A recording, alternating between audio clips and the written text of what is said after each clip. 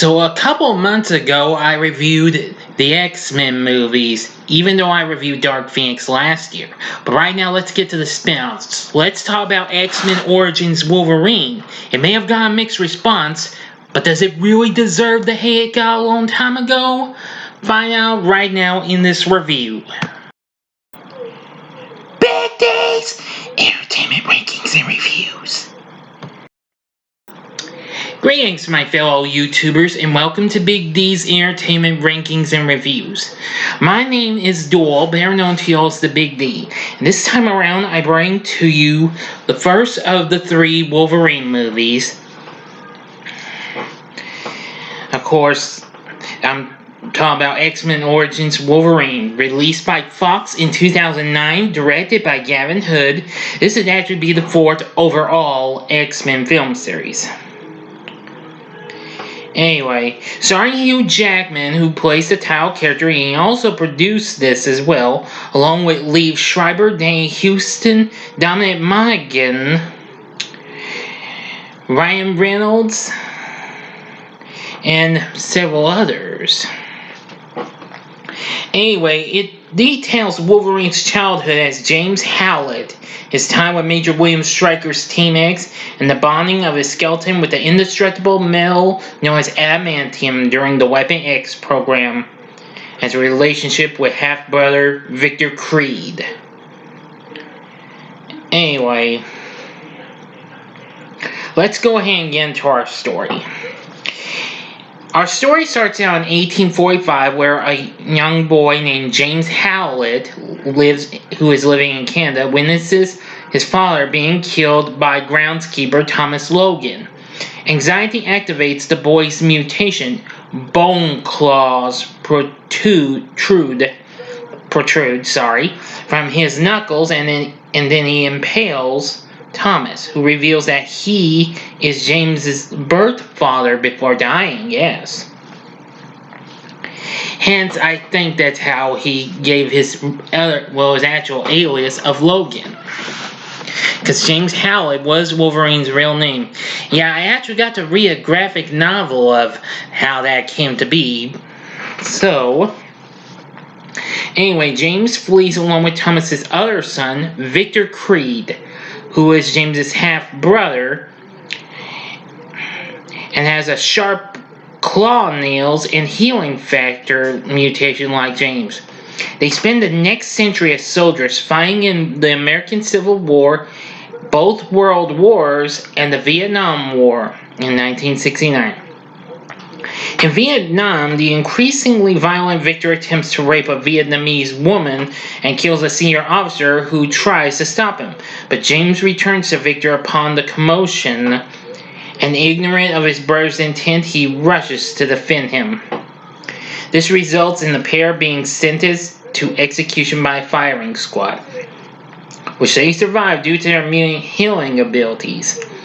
Major William Stryker approaches them in military custody and offers them membership in Team X, a group of mutants including expert marksman Agent Zero, katana-wielding mercenary Wade Wilson, who of course that would be better known to us as Deadpool, teleporter John Wraith, super strong and invulnerable Fred Dukes, who I'll tell you his alias in a little bit, and technopath Chris Bradley.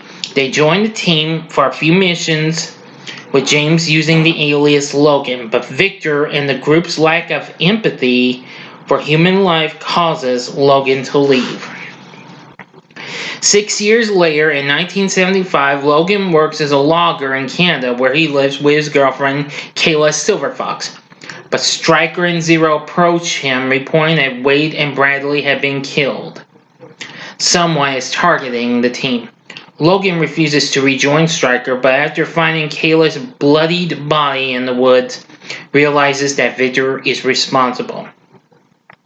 He finds Victor at a local bar, but Logan loses the subsequent fight. Afterwards, Stryker explains that Victor has gone rogue and offers Logan a way to become strong enough to get his revenge. So he undergoes a painful operation to reinforce his skeleton with adamantium, a virtually indestructible metal. Once the procedure is complete, Stryker orders that Logan's memory be erased so he can be used as Stryker's personal weapon, better known as Weapon X. But Logan overhears and escapes to a nearby farm where an elderly couple takes him in. But Zero tracks him down and kills the couple the following morning and tries to kill Logan, but he takes down Zero's helicopter and swears to kill both Stryker and Victor. Now Logan locates Wraith and Dukes at a boxing gym. Dukes, who has ballooned in size due to a guilt-induced eating disorder, explains that Victor still works for Stryker, hunting down mutants for Stryker to experiment on at his new laboratory located at a place called the Island. Now, apparently, Wolverine does get into a fight with Dukes, who he says "bub," well, Dukes can't hear too well, and he thought he called himself Blob.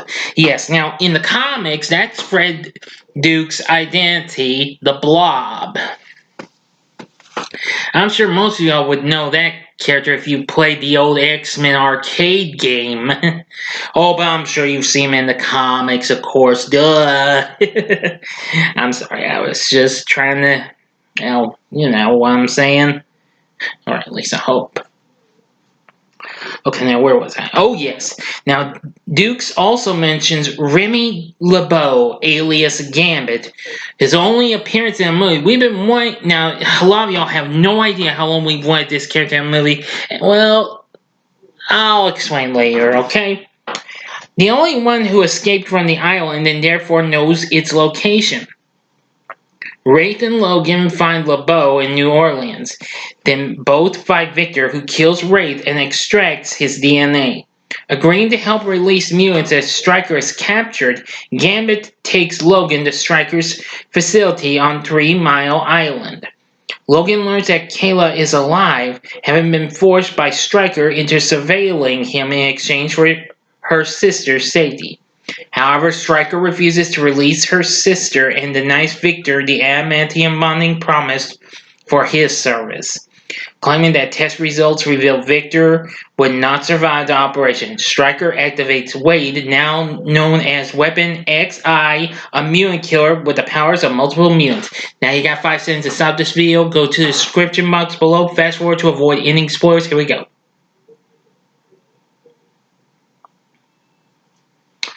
Okay, you've been warned. Here we go with the last act.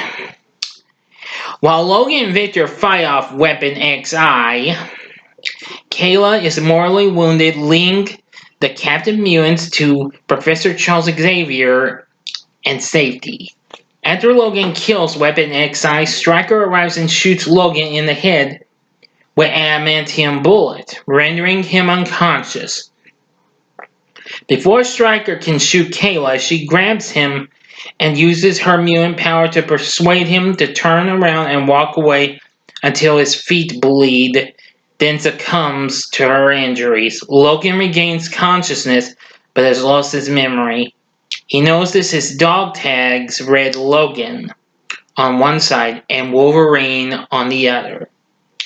He pauses upon noticing Kayla's body, but does not recognize her. We go to the ending. We've finished the movie, but in a mid-credit scene, Stryker is detained for questioning by MPs in connection with the death of General Munson, whom Stryker murdered to protect his experiment. Then there's a post-credit scene. Following the defeat of Weapon XI, his hand crawls out of the rocks and touches his head, which awakens and shushes the screen, revealing that he has survived being decapitated. That's the end, though. Okay, then, what did I think of X-Men Origins Wolverine?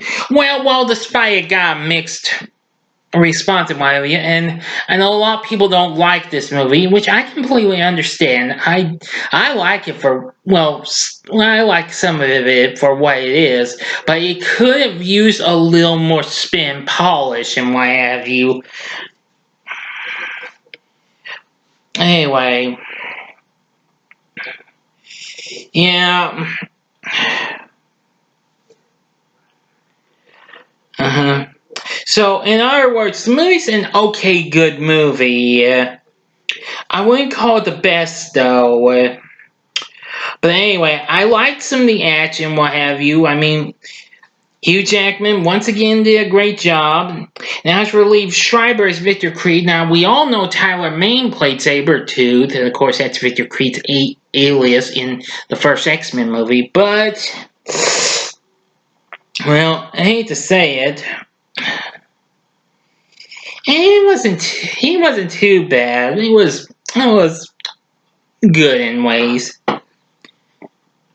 Then we have Danny Houston as Stryker. Now, of course, Brian Cox played him in X2. Yes. It wasn't too bad here. Now, as Wraith, we have will.i.am. Of course, that's the guy from the band that not a band, but a group known as the Black Eyed Peas. Not bad. Lynn Collins is Kayla Silverfox.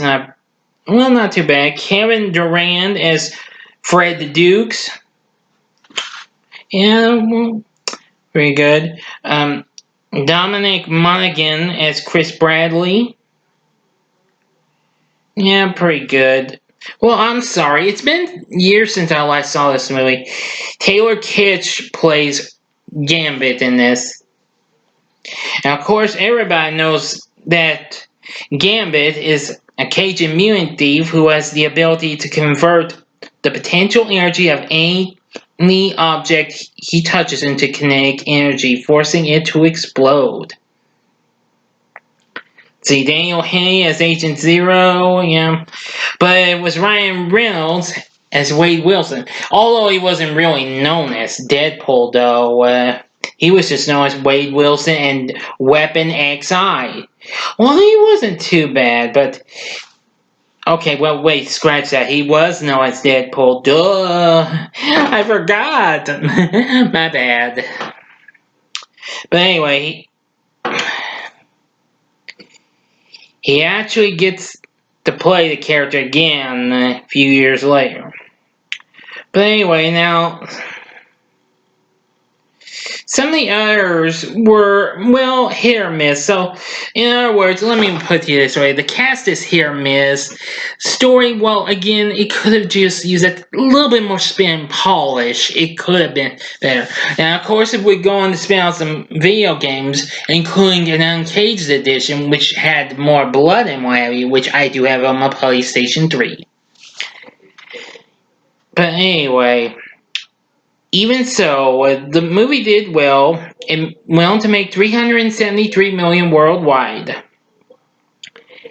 And it did open at top the US box office. Now, 4 years later, there would be a follow-up to this, that being the Wolverine, which I'll be reviewing next time, and then Logan, which was much well received over this and the Wolverine. So, would I recommend X-Men Origins Wolverine? Well, I'm going to say, sure, go ahead. Give it a try. I mean, if you're a Wolverine fan, give it one try. If you're not satisfied, I can't say I didn't try. But, even so, if you are a continuer like I am with X-Men, I'd say go for it. So what are your thoughts on X-Men Origins Wolverine? Please feel free to tell me in the comment section below. If you liked the video, click the like button below. Subscribe to my channel as well and be a part of the Big D Nation. Join me next time when I continue the Wolverine series with, well, the Wolverine, which just more recently came to Disney Plus, which I'll be watching on there and I'll be doing my review. Thank you very much for watching. If you like this, you can check out some of these other videos. In the upper left-hand corner is my review of the original X-Men from 2000. The upper right-hand corner is my review of X2, which I thought I'd give you a couple X-Men movies to check out. And as a bonus, the bottom left-hand corner is my review of Elektra, which I did last week, which has already done so well. It's got almost 20 views, or it probably might have already. And the bottom right hand corner is the button you can click to subscribe. If you like rankings and reviews on movies, TV, music, video games, etc., then I'm your guy. Thanks again for watching, and until next time, I'm the Big D saying Excelsior, bub. Bye now.